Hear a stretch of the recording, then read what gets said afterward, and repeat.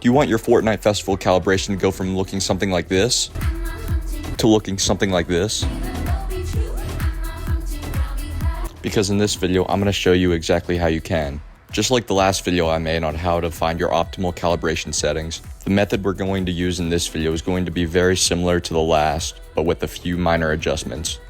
So if you haven't already, go and watch the video I made from the previous season on how to find your optimal settings, because I'm going to be referring back to that video quite a bit throughout this one. When I uploaded that last video to TikTok, I split it up into 60-second increments so that it became an 11-part series. And even though I uploaded that video or 11-part series over a month ago now, sometime within this past week, TikTok decided to remove the audio on every single one of those videos. So now the only way that you can access that previous video is on my YouTube channel, which I also just realized the other day is doing tremendously well. I didn't even check it prior to a few days ago. So I'm really thankful for the support on that one, and it led me to actually want to make this video. So thank you, I appreciate it. Even though I'm not sure why TikTok removed all of my audio from that 11-part series, I'm still going to upload this video to TikTok in a series format. So if you're watching this on TikTok, you can find the previous video that I keep referring to on my YouTube channel at HazeXML. It should be the exact same as my TikTok username. Anyway, 90 seconds of yapping later, I think it's finally time I get into actually explaining how this method works. With the previous method, all that you would have to do was screen record your tune-up process with the stage tech backstage with the stage tech. And yes, we're still going to be using that same idea, but instead of screen recording our gameplay, we're actually going to be using our cell phones to be recording our gameplay. The reason why we do this is because it was found out that the screen record method wasn't 100% accurate. You're still very likely to have found your exact calibration, if not very close, but for some people it just straight up was not correct. But when you use the cell phone method, you're taking the audio directly from the game and picking it up through your headset in real time. Now, I wouldn't be shocked at all if this makes absolutely no sense to some people out there, so I'm going to show you exactly what I mean. Now, believe me, I know what you're about to see is going to look super inefficient and just straight up weird, but believe it or not, this is currently the most effective method in finding your calibration.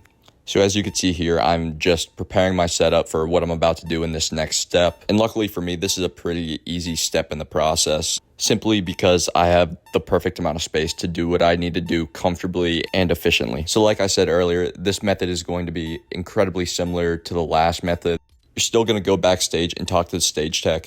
And once you begin the tune-up process, make sure that your AV offset is switched from wherever it currently is all the way to 0. And right now, all I'm doing is exactly what I said. I know my left hand is kind of blocking it, but you can see that I'm holding my phone and I'm recording exactly what I'm doing on my monitor right now. And laying flat on my table is my headset, so it's directly picking up that audio.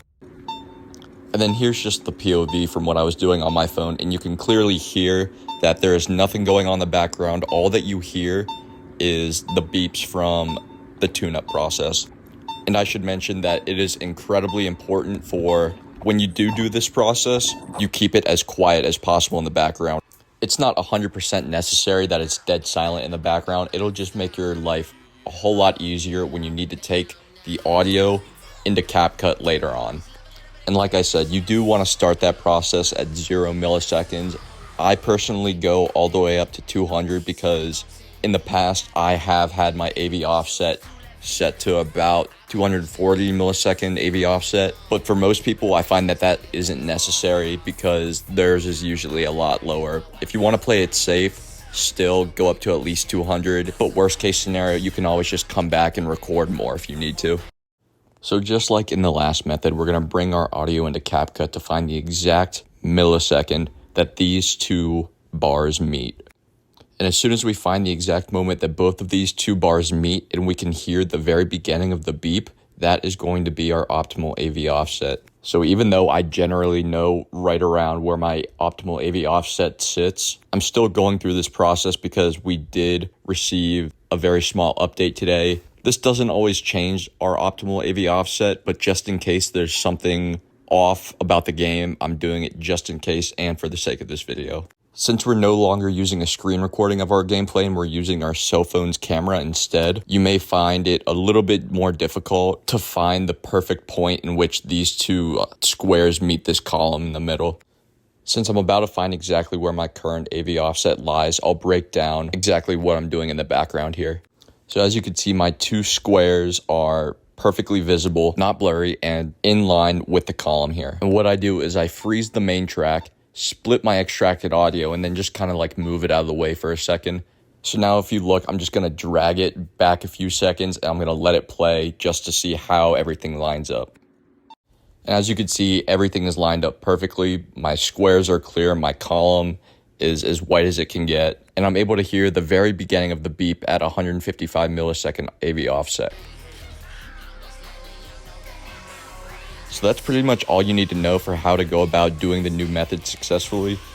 The rest of the steps in this process are the exact same as the first method that I outlined in my previous video. So once you go about successfully finding your current optimal AV offset, all you have to do is revert to the point in the previous video where I go into great depth in sharing what you need to do next.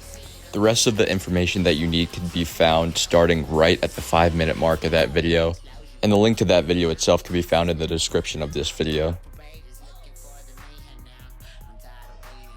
But yeah, I think that's about it for all that you need to know regarding this new method. I don't believe I have much more to say about it. If you have any questions about the method whatsoever, I'll provide the link to my Discord, which simultaneously acts as a cheat sheet that I've provided the festival community. With this cheat sheet, I'm working to include every single optimal overdrive path for every song in the game. It is a very lengthy process, but it's coming along. So if you're looking to improve scores and climb leaderboards while also having a perfectly optimized calibration, this server should be perfect for you. And without much left to say, I think I'm just going to leave P Like Me on in the background. Even though it's not my personal best run in regard to score or total perfect notes, it's still pretty solid, so I hope you enjoy. And again, thank you for watching.